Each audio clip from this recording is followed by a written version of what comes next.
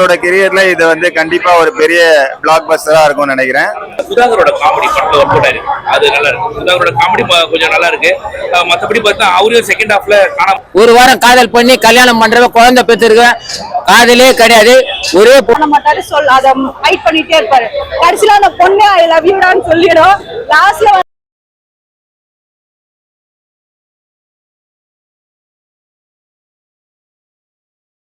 அது லவ்வா லஸ்டா அப்படிங்கிற மாதிரி இருக்கு.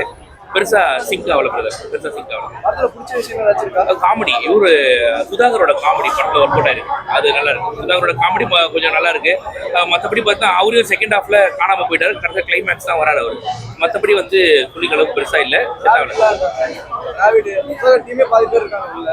ஆமாமா, இல்ல நிறைய பேர் இருந்தாலும் காமெடி வந்து சுதாகர் பண்றதா ஒர்க் அவுட் ஆயிருக்கு. மற்றவங்க தான் பெருசா இல்ல, நிறைய பேர் இருக்காங்க. ஃபர்ஸ்ட் ஃபாசில் கிளைமேக்ஸ் போர்ஷன் சூப்பரா இருந்துச்சு. அவரோட என்ட்ரி நல்லா இருக்கும். அந்த ஆடு அந்த ஒரு படம் லாஸ்ட் மலையாளத்துல ஒரு படம் அவர் நடிச்சாரு, அந்த ஒரு மியூசிக்கை போட்டு அவர் என்ட்ரி கொடுத்ததெல்லாம் ரொம்ப தியேட்டர் மெட்டீரியல். அதெல்லாம் அது மாதிரி ஒரு சில பாசிட்டிவ் இருக்கு, நிறைய லேக் இருக்கு படத்துல. சிங்க் ஆகல.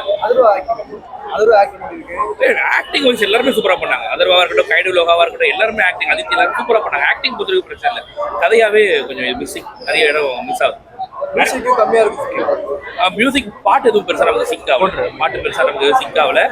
எதுவுமே இந்த ஹிட்டான பாட்டு மாதிரிலாம் கேட்கற மாதிரிலாம் இல்லை. சும்மா பேருக்கு போறோம், அதுவும் 10 நிமிஷத்துக்கு ஒரு பாட்டுன்ற மாதிரி வந்துட்டு இருக்குது. இதயம் முரளி எல்லார் மனசுலயும் போயிட்டாரு அதர்வா. அந்த அளவுக்கு வேற லெவல்ல இருக்கு படம். பர்ஃபார்மன்ஸ் வைஸா எல்லாருமே செம்மையா பண்ணியிருக்காங்க. காமெடிலாம் நல்லா ஒர்க் ஆயிருக்கு. பரிதாபங்கள் சுதாகர் அவர் காமெடிலாம் நல்லா ரீச் ஆயிருக்கு. ரக்ஷன் அண்ணனும் சூப்பரா பெர்ஃபார்ம் பண்ணியிருக்காரு. அவரோட காமெடியுமே நல்லா ஒர்க் அவுட் ஆயிடுது. ஓவராலா படம் வந்து ரொம்ப இன்ட்ரெஸ்டிங்கா இருக்கு. நிறைய ட்விஸ்ட் நம்ம வந்து இந்த மாதிரிலாம் யோசிச்சே இருக்க மாட்டோம். அந்த மாதிரி ரொம்ப டிஃப்ரெண்டா யோசிச்சிருக்காரு. சீன்ஸுமே நிறைய பழைய சீனா இருக்கக்கூடாது அப்படின்ட்டு ரொம்ப புதுசா யோசிச்சு எல்லாமே பண்ணியிருக்காரு. ஒரு லவ் சொல்ற சீன்ல இருந்து எல்லாமே ரொம்ப டிஃப்ரெண்டா பண்ணியிருக்காங்க. அதர்வாக்கு அவரோட கெரியர்ல இது வந்து கண்டிப்பா ஒரு பெரிய பிளாக் பஸ்டரா இருக்கும்னு நினைக்கிறேன். அவங்க அப்பா பேரை வச்சு பண்ணியிருக்காரு. கண்டிப்பா சக்சஸ் ஆயிடும் படம். வேற லெவல்ல பண்ணியிருக்காங்க. ஸ்டார்டிங்ல இருந்து எண்டு வரைக்குமே நல்லா இன்ட்ரெஸ்டிங்கா இருக்கு படம். சூப்பர், எல்லாருமே வந்து பார்த்து என்ஜாய் பண்ணலாம். ரோஜா அவர் ஹஸ்பண்ட் ஆர்கே செல்வமணி கிட்டத்தட்ட அந்த அம்மா வந்து 15 வருஷமா காதலிச்சுக்கிறாங்க. இப்ப அந்த குடும்பம் நல்லா இருக்குது. அதுதான் சொல்றேன், காதல் வந்து 15 வருஷம் ஒரே பொண்ணை லவ் பண்ணா அது பலமான காதல். 10 வருஷம் லவ் பண்ணான்னா அது பலமான காதல். ஒரு வாரம் காதல் பண்ணா அது காதலே கிடையாது. ஒரு வாரம் காதல் பண்ணி கல்யாணம் பண்றவ குழந்தை பெற்றிருக்க காதலே கிடையாது. ஒரே பொண்ணை 10 வருஷம் நேசிக்கிறது தான் அது பலமான காதல். என் அனுபவத்துல இருந்து நான் சொல்றேன். இந்த 2020 காதல் பண்றதே இது மாதிரி 10 காதல் பண்ணுங்க. கண்டிப்பா 18 வயசுல 19 காதலிக்கிறீங்களா, ஒரு 30 வயசு வரைக்கும் காதல் பண்ணுங்க. சூப்பரா இருக்கும். 10 வருஷம் காதல் பண்ணுங்க. அப்ப தெரிஞ்சுக்கலாம், எல்லாரும் தெரிஞ்சிருக்கலாம். அவனோட குணாதிசயம் தெரிஞ்சிருக்கலாம், அந்த பொண்ணோட குணாதிசயம் தெரிஞ்சுக்கலாம். பிரேக்கப்புக்கு வர்றதுக்கு வாய்ப்பே இருக்காது. ஸோ இதே முரளி படம் பார்த்தா படம் ரொம்பவே நல்லா இருக்கு. ஸோ இதுல வந்து என்ன இன்ட்ரெஸ்டிங்கா ஏதோ வித்தியாசமா சொல்ல போறாங்கன்னு எக்ஸ்பெக்டேஷன்ல உள்ள போய் உட்காந்து பார்த்தா பழைய படத்தை அப்படியே காப்பி பேஸ்ட் பண்ணிட்டாங்க, அவ்வளவுதான். ஸோ அதரோட டேடி ஒரு படம் நடிச்சிருப்பாரு, அதே இதுல வந்து காப்பி பேஸ்ட் பண்ணிருக்காங்க. அந்த லாஸ்ட் வரையும் பாத்தீங்கன்னா முரளி வந்து லவ்வே சொல்ல முடியாம ஹார்ட் வெடிச்சு இறந்துருவாரு. இதுல வந்து அவரோட பையன் எப்படி நடிச்சிருக்காங்க, 3 ஹீரோயின் வச்சுமே 3 ஹீரோயினுமே லவ் ப்ரப்போஸ் பண்ண மாட்டாரு, அதை ஃபைட் பண்ணிட்டே இருப்பாரு. கடைசியில அந்த பொண்ணு ஐ லவ் யூடான்னு சொல்லிடும். லாஸ்ட்ல வந்து கல்யாண போர்ஷன் சீன்லாம் வரும், அதுலயுமே அந்த ப்ரப்போஸ் பண்ணவே மாட்டாரு. அதுதான் கதையே. ஸோ இந்த கதையை கொஞ்சம் வித்தியாசமா இப்ப இருக்கிற ஜென்ரேஷனுக்கு ஏத்த மாதிரி நீங்க கொண்டு போயிருக்கலாம். Screenplay wise good, editing, dialogue டெலிவரிலாம் கரெக்டா கொடுத்துருக்காங்க. கதையை நீங்க மாத்துங்கன்னு தான் நாங்க சொல்றேன். எவனாவது 70s கிட்ஸ், 80 கிட்ஸ், 90 கிட்ஸ்லாம் பொறுமையா உட்காந்து பார்ப்பாங்க. 2K கிட்ஸ் உட்காந்து பார்க்குவாங்களா? பார்க்கவே முடியாது, கனெக்ட் ஆகாது. இப்பெல்லாம் ஒரு நாள்ல வந்து லவ் ப்ரப்போஸ் பண்ணி அவன் வந்து லவ் ஃபெயிலியர்னு சொல்லிட்டு இருந்தான் 2ஆம் நாள். அந்த மாதிரி பசங்களாம் வந்துட்டு 2K கிட்ஸ்லாம் கனெக்ட் ஆகுனா கனெக்ட் ஆகுது. அவ்வளோ music wise, editing wise, screen play எல்லாம் ஓவரால் ஓகே.